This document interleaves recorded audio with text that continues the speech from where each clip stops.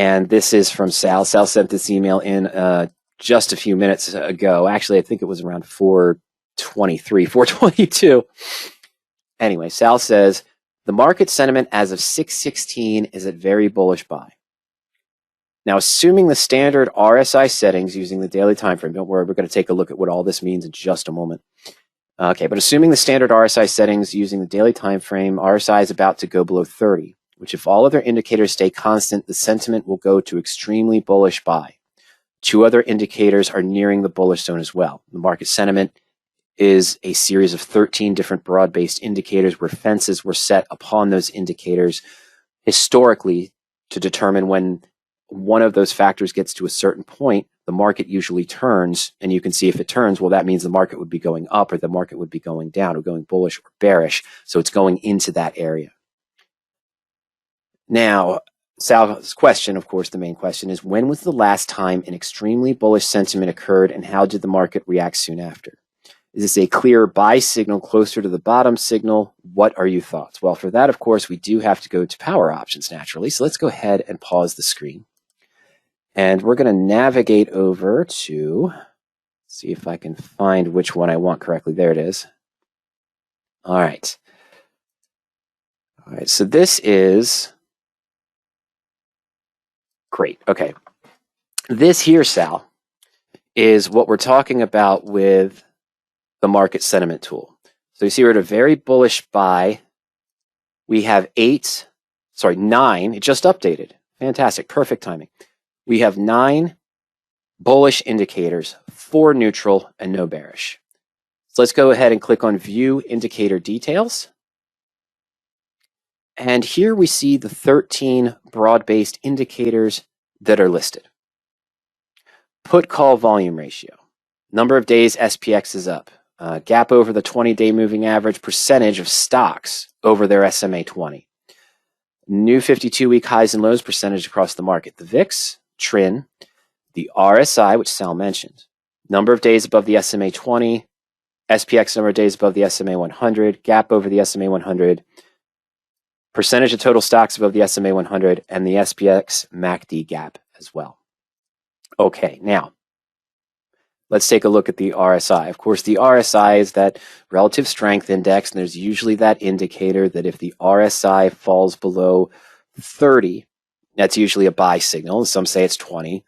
And if it's above 80, or if it's above, if it's above 80, that's usually a bearish signal, meaning that it's overbought and it's likely to come back down. So right now we are looking at it 22. And it did go into bullish. This was one of those other ones, Sal, that you mentioned right when it updated, which went from 8 bullish to 9 bullish. It was the RSI, as you mentioned. What is this distribution I'm looking at? This distribution is the historical values of where the RSI has been since back about 2007, 2008. So what can we just determine historically by this graph? Well, the one thing we can determine historically, of course, is that when it gets up to this level here, 70 is really where Ernie has it, but when it gets up to this level here, it very rarely continues to move up. What does that imply? That implies that it has to go back to these levels, which means the market would be declining. Same thing down here. When we hit this point, where we kind of are now, it very rarely continues to these lower levels. It has before, it absolutely can, but it doesn't tend to do that very often. So there is the propensity to revert back to the mean. And how is the RSI going to revert back to the mean and move back up?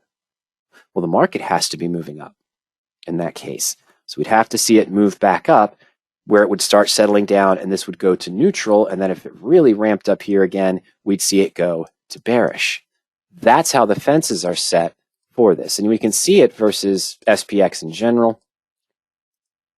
So this is historically, and as I mentioned, it's back to 2008, a little bit before that. So when you see the RSI, let's see here, let's go back to 2008. The blue is the SPX price, if I'm not mistaken. I'm pretty sure it is. So when you see the RSI get to these higher levels, 60, 70 is not really breaching it, but when it got down here to 20, that's when it started to pull back and fall back down. And you can look at each individual year or all together. Now, that's just for the RSI itself. Sal's question was more along the lines related to the view overall sentiment history. So we see here now I'm logged into my actual PowerOptions account, not the webinar account where we're going to go back to for the other questions that come in. This is my account because it has the full history on it. So when I go to view overall sentiment history, we can see recently when these very bullish buys were triggered. Yeah, there was one triggered on 6/14. They hit another one on 6/17. That was a 10 and 3 on 6/14. Now, I didn't really hit one back here in January, but we see a lot of green further down. Let's move on back here. We're going to slide the scrubber. That makes a lot of sense, doesn't it? Now, I'm going to go to this recent time when we were up in the very bullish buy. I don't even think we hit the extremely bullish buy at this time. I'm going to pause the screen for 1 second because on the top, which had the actual dates in it and the listings, I'm going to scroll through, and I don't want you guys to have to sit there and watch me scroll all the way back to this same time period. So give me 1 second here. Okay, great. Make sure the screen is playing. Fantastic. Where are we? Well, you can see exactly where we are. We're in the range of March 20th. That was really the last time an extremely bullish buy was triggered. March of 2020, I should say. The initial extreme buy triggers started to hit on 3.9 and 3.11, the very bullish buys. Those were the first ones that triggered a very bullish buy as the market started to hit these levels. Now, there was jumps. There's always jumps. I was trying to find a decent image of this a couple weeks ago, and I didn't really have them. But what you want to think of these 13 indicators as is sort of like looking at a radiator, a house radiator or something like that, a furnace, for example, and you've got 13 pipes that are filling up with hot water and steam. And if they don't have anywhere to go, there's a lot of pressure on those positions. So it needs a release. So when we're in these sort of bearish times, you tend to see little pops. So we get a little pop here. You get a little pop here. So it's coming off of that extreme buy, but we're hitting these extreme levels here. When did the turn start to happen? It was right here around 322, 320. Yeah, it's 322 pretty much. And the very bullish buys were triggered on 3.9 and 3.11. So essentially, we're looking at about 10 to 14 days before we started to see some action here on the move. Now, there's little jumps in between. What did we say last week during our discussion of where are we now? We still expect choppiness to exist. The market's still going to try to fight against these certain things. We're seeing this big bearish pullback the last 2 days after the interest rate was released of the 0.75 hike. And there were some movements today, but you tend to see these little jumps. It tries to push up, and then it comes back down, and then it comes back down. In other presentations, I have mentioned that when we see either the very bullish buy or the very bearish sell, action tends to sort of start to be seen sometime within the next 10 to 14 days. It's not guaranteed, though. And I hate to say it this way, Sal, but each market is different.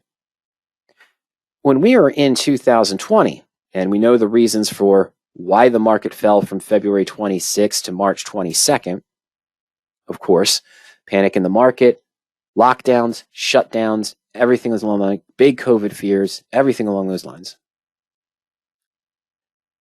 Interest rates were still nominal. I don't think there was really a supply chain issue, but it was starting to show up, not like it is now. And inflation wasn't really an issue at that time. Jobless rates started to become a huge issue. Unemployment started to become a huge issue. Lockdowns, layoffs, things of that nature. That was the huge issue then. We're in a little different situation here. We've got an increase in interest rates to the highest point in many, many years. We are seeing the complete, the largest rise in housing rates in, 14 years, I think is what I read somewhere. We've got interesting unemployment numbers, I'll say that. We still have supply chain issues that we don't know, and inflation is rampant all across the globe. Slightly different situation. But again, last time that I recall seeing very, very bullish buys, as we're talking about, maybe a little bit back here, but it was within 10 to 14 days. And I'm sorry for scrolling, folks. Let's go back up here. Let's see. Did we hit one here? We kind of did. And this is in January of 2022.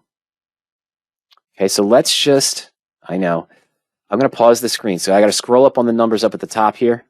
Let me go back to January 2022, right after the first big decline that we had after the high, those 3 weeks of declines to start off 2022, roughly. All right, and there we go. Okay, so here's Sal. Hopefully you can see this. It's showing up okay. 121, 2022, very bullish buy, 8 and 5, what it was yesterday, but not as dark green as we are right now. That was right here. And right at about, we got to close this up a little bit, get the exact date and time here.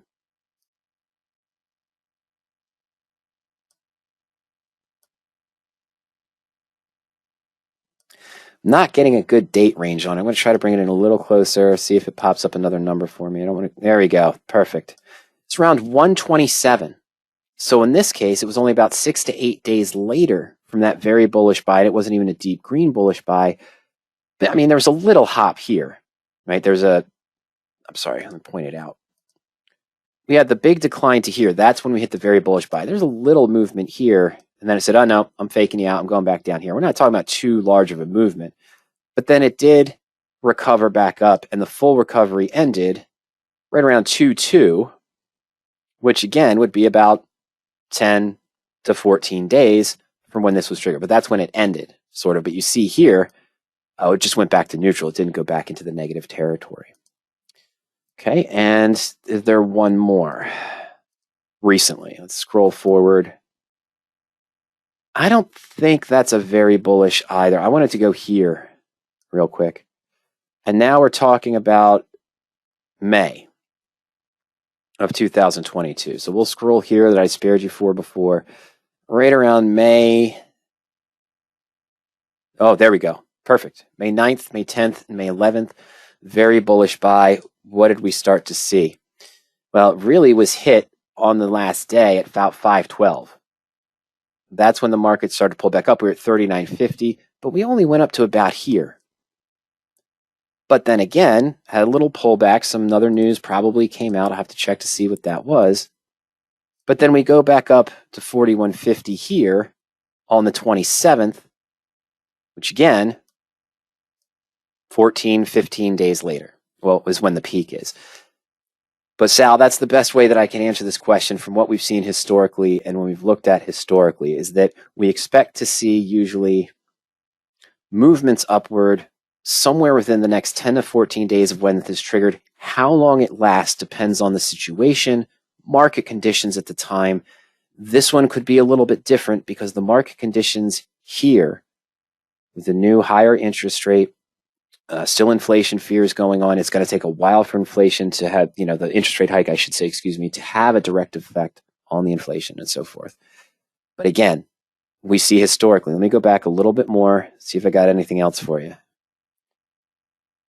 Okay, this just goes back here. So back to 19, where am I? 8/3 of 2019. Again, let me pause the screen. Let me do the massive scrolling here. And now it's only a light. I'm sorry, guys. I'm sorry. It's only light buys in those cases. But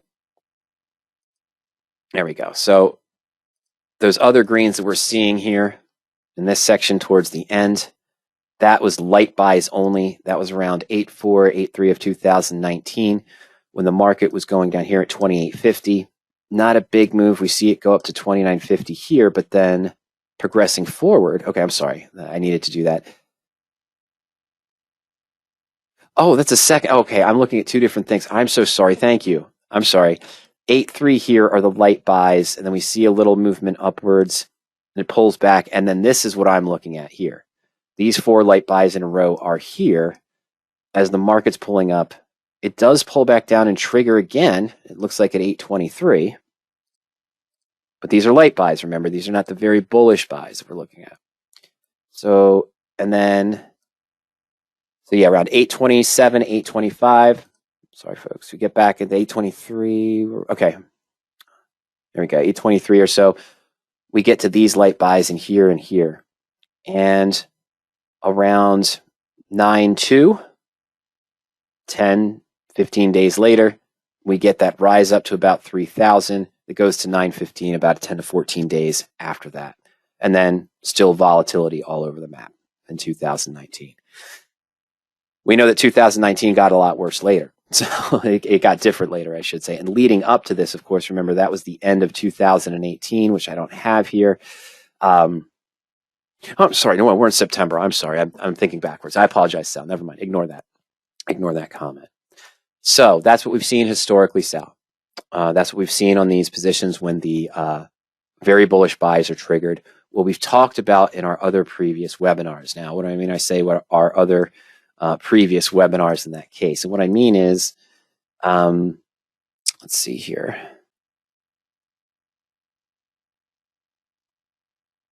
I'm sorry, I'm going back to our other screen. Give me 1 second, folks. There we go. Okay, there we go. So yes, I'm on YouTube. And if I do just the basic search here for market sentiment,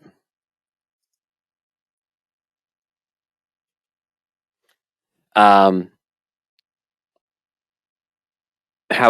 the indicators are selected, how we use it. Bullish buy. Watch out for the debt market implosion. That was our discussion from a month ago, of course, and we sort of saw through that. I'm trying to see if there's one in the description here. Oh, there we go. Okay, so this one from 4 months ago is from January 21st, 2022, Sal. We go through the market indicators and PowerOptions triggered a bullish buy sentiment, review the tool, 8 of the 13 triggers, and I think we go back historically to the last times as well. So we covered it pretty well here, and you'll see the same kind of discussion there, but you can look at that on the YouTube channel as well. Anytime, just screen market sentiment to see other discussions. Why are you not looking at the screen I'm looking at?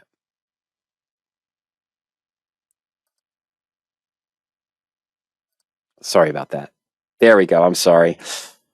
So we went to YouTube channel, screen for market sentiment, and you see some of the ones here. The one I was referring to, I think, is this one where we're taking maybe a little bit of a look at the history. And there's additional concepts and discussions on some of the various indicators that were asked over time as well. So you can check that out at any time also.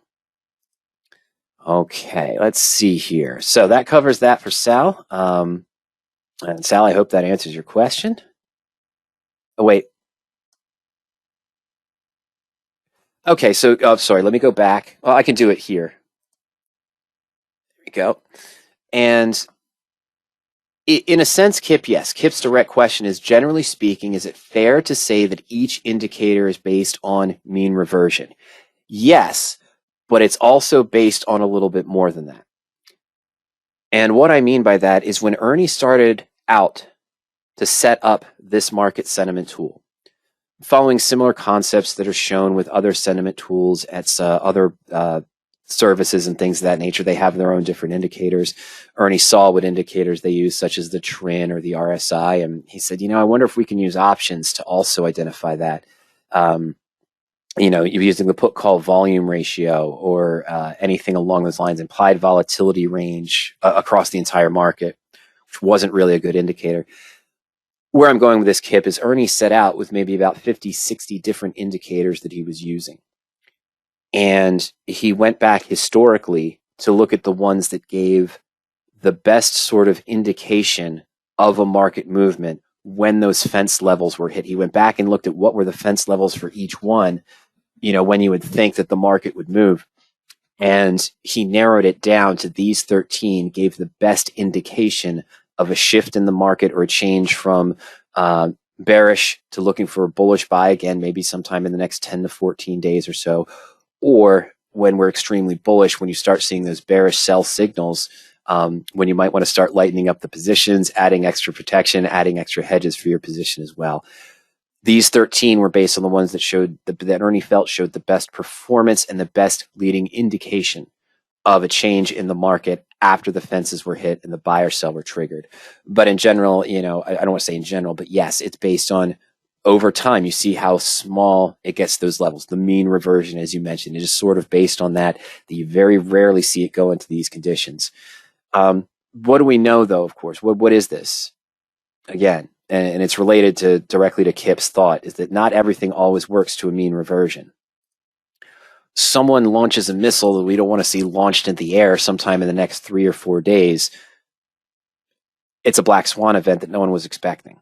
We may expect to just see the very bullish buy still trigger, but we might not see a bullish move for months.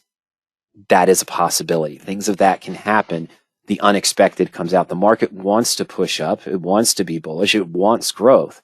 But now we know that the Fed is trying to slow the economy, to slow the growth in order to tame inflation. Historically, we see this, but again, were interest rates being risen and lifted to this amount, the last times these very bullish buys were indicators were going off. Different markets are different, but historically, back to the mean reversion, Kipp, this is what we expect to see when the very bullish buys or the very bearish sells.